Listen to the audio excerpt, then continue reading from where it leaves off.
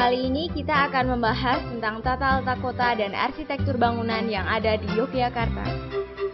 Arsitektur adalah ilmu yang mempelajari tentang seni dan teknik merancang bangun. Mari kita mengenal dan melihat penerapan arsitektur di kota Yogyakarta dan di lingkungan Keraton Ngayogyakarta Hadiningrat pada waktu dulu hingga kini. Keberadaan kota Yogyakarta tidak lepas dari adanya Keraton Ngayogyakarta Hadiningrat yang didirikan oleh Sri Sultan Hamengkubuwono ke-1. Karya terbesar beliau adalah Lanskap Yogyakarta yang berorientasi pada poros magis Gunung Merapi, lalu Tugu Golong Gilik, ke Keraton, menyambung di Panggung Krapyak, dan Pantai Selatan. Di samping menerapkan konsep catur gotro tunggal atau 4 bagian utama dalam satu kesatuan pada saat membangun wilayah Keraton Ngayogyakarta Hadiningrat. Bagian pertama adalah Keraton Ngayogyakarta Hadiningrat yang menghadap ke arah utara tempat keberadaan Gunung Merapi sebagai pusat pemerintahan dan kedudukan Sultan Hamengkubuwono. Bagian kedua adalah alun-alun dengan 2 pohon beringin yang berada di sebelah depan dan belakang atau di sebelah utara dan selatan keraton sebagai pusat kegiatan yang mengacu pada konsep arsitektur keraton zaman Majapahit. Bagian ketiga adalah Masjid Keraton atau Masjid Gede sebagai tempat dan pusat peribadatan yang berada di sebelah barat alun-alun utara dengan arsitekturnya yang mengacu pada konsep arsitektur Islam dari Kudus.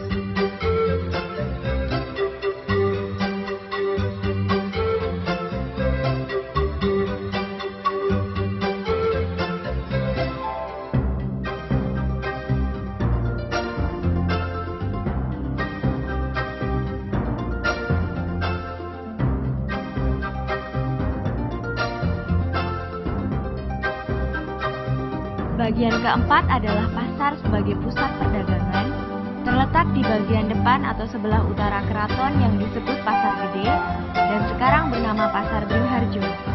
Di samping Keraton Ngayogyakarta Hadiningrat, di Yogyakarta terdapat satu kerajaan setingkat kadipaten bernama Puro Pakualaman. Konsep wilayah Puro Pakualaman sebagaimana keraton juga memiliki alun-alun di depan puro.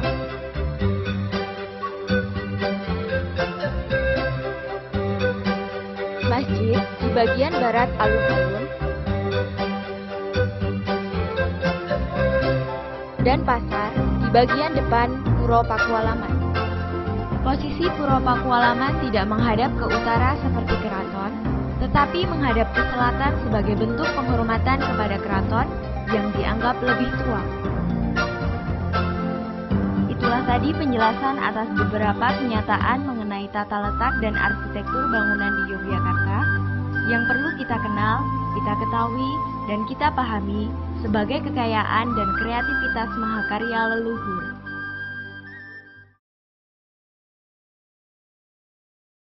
Kali ini kita akan membahas tentang arsitektur bangunan di Yogyakarta. Kalau kita mengelilingi kota Yogyakarta, akan terlihat berbagai arsitektur bangunan dengan gaya dan desain yang berbeda dari bangunan keraton, yang menjadi pusat kebudayaan di Jawa.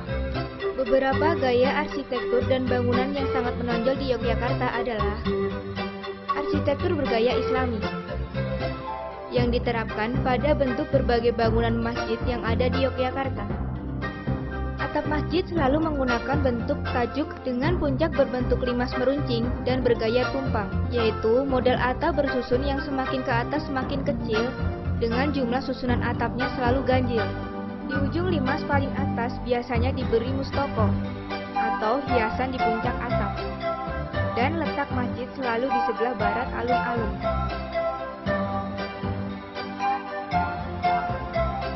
Arsitektur bergaya Hindu dengan adanya patung penjaga pintu yang disebut Dwaropolo.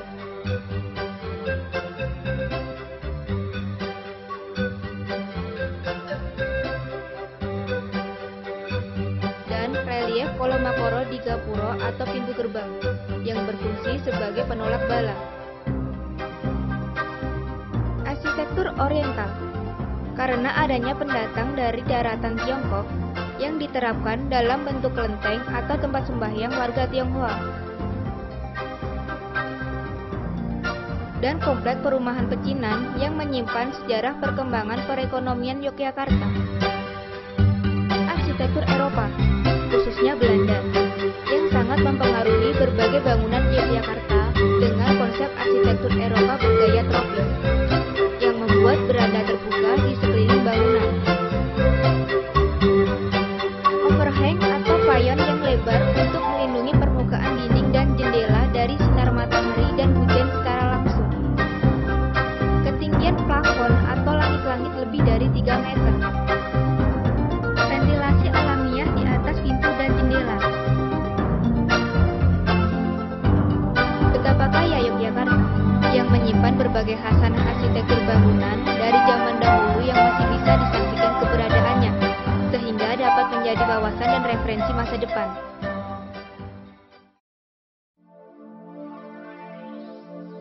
Rumah atau omah mempunyai arti penting dalam kehidupan orang Jawa atau wong Jowo yang tersirat dalam ungkapan sandang, pangan, papan yang berarti pakaian, makanan, dan tempat tinggal. Omah atau rumah bagi orang Jawa merupakan papan atau tempat untuk memenuhi kebutuhan, longkangan atau ruang, panggonan atau tempat untuk menjalani kehidupan, panepen atau tempat kediaman, dan palungguhan atau tempat duduk untuk bersosialisasi. Di Jawa, khususnya Yogyakarta, terdapat ilmu dan seni membangun omah sebagai tempat tinggal disebut ilmu kalam, yang mempelajari bentuk rumah melalui pendekatan geometrik yang sepenuhnya dikuasai oleh kekuatan dari dalam diri sendiri dan pendekatan geofisik yang sangat tergantung pada kekuatan alam lingkungannya.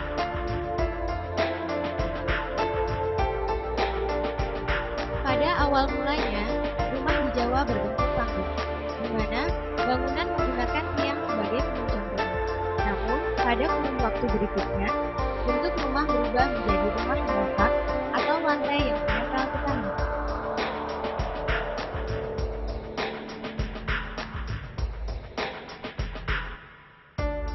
Berbagai bentuk rumah bisa dilihat di beberapa relief candi yang menggambarkan arsitektur bangunan rumah masyarakat pada saat itu.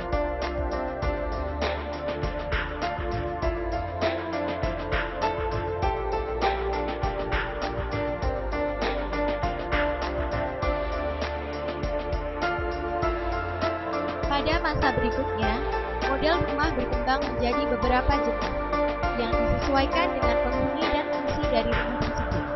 Dari omah rakyat, omah ningrat atau rumah keluarga raja atau sultan, hingga omah raja atau keraton.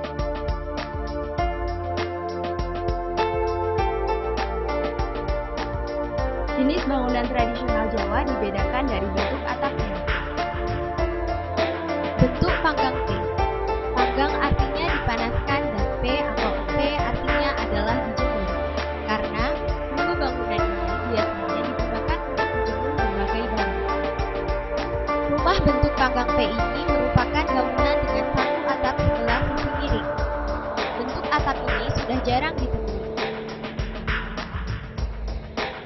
Bentuk kampung, bangunan dengan atap 2 buah sisi miring persegi panjang dan sebuah hubungan di tengah, di mana pada bagian atas biasanya ditutup dengan ornamen yang disebut keong.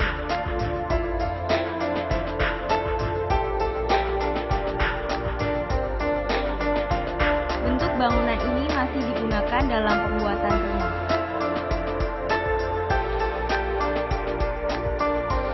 Berikutnya bentuk limasan. Rumah model limasan adalah bangunan dengan atap 14 sisi miring dan sebuah hubungan di tengah.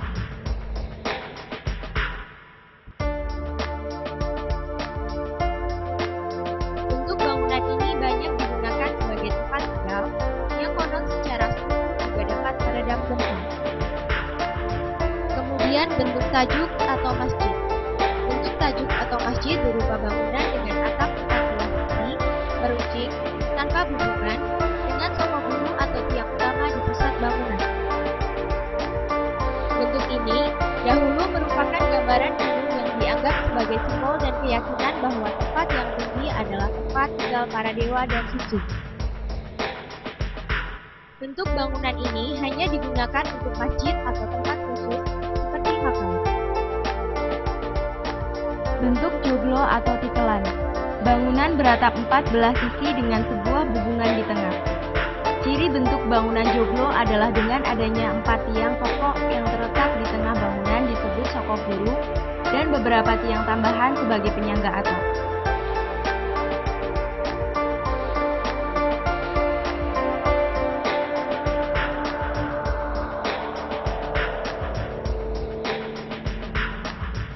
Joglo sebenarnya merupakan perkembangan dari bentuk sajut, di mana atap bangunannya berasal dari 2 buah sajut sejajar sehingga membentuk tikelan.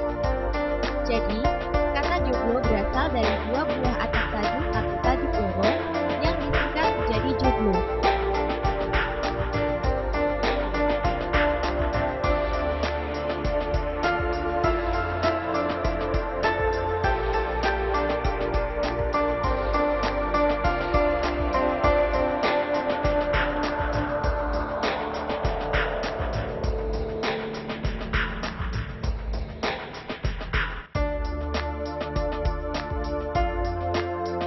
Sekarang kita akan melihat bagaimana pembagian ruang pada rumah tradisional Jawa.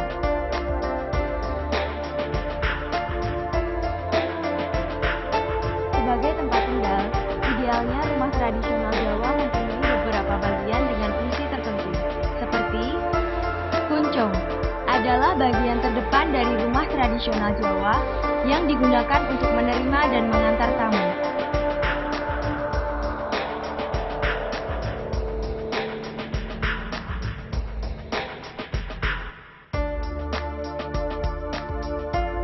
Pendopo merupakan bangunan terbuka berbentuk joglo, berada di depan rumah utama yang digunakan untuk menerima tamu dan sebagai tempat melakukan kegiatan formal.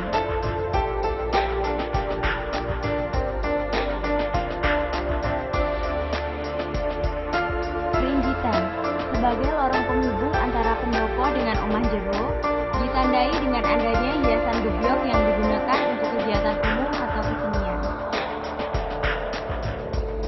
Omah jero atau disebut omah mburi atau rumah dalam. Bangunan utama tempat tinggal berbentuk joglo yang terdiri dari dalam ageng sebagai pusat suatu rumah untuk berkumpulnya anggota keluarga yang di dalamnya terdapat 3 bilik ruangan disebut sentong.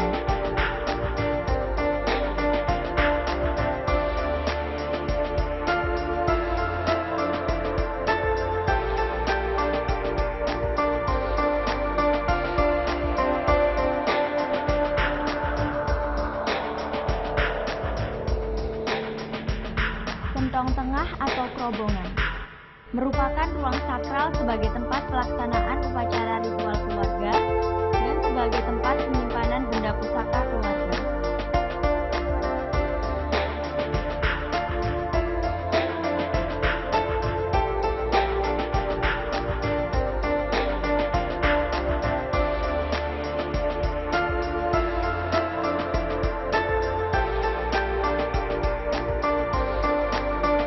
Sentong tengen atau bilik kanan berada di sebelah kanan sentong tengah. Digunakan sebagai kamar tidur kepala keluarga.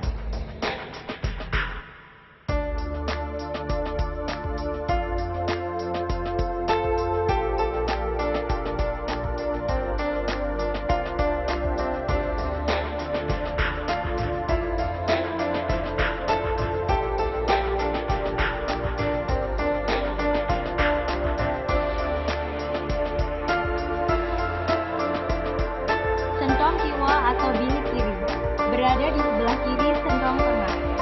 Digunakan sebagai tempat penyimpanan barang, beras, alat bertani, dan sebagainya.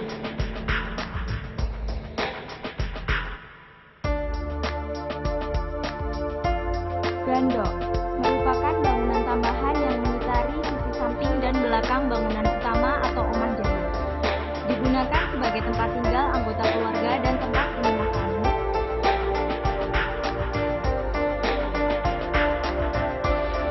Gandru terletak di bagian belakang dalam ageng menghadap ke belakang. Juga disebut sebagai emper kiri, digunakan sebagai tempat untuk bersantai dan ruang makan keluarga. Pawon atau di bagian belakang dalam ageng yang berhadapan dengan gadri dan dipisahkan dengan halaman terbuka. Itulah tadi beberapa contoh arsitektur dan bangunan tradisional di Yogyakarta yang masih hidup dan berkembang hingga saat ini. Betapa kaya dan kreatifnya mahakarya masyarakat Jawa dalam mengembangkan berbagai khasanah kehidupan pribadi yang berhubungan dengan manusia, lingkungan, dan Tuhannya. Sampai jumpa di edisi mendatang.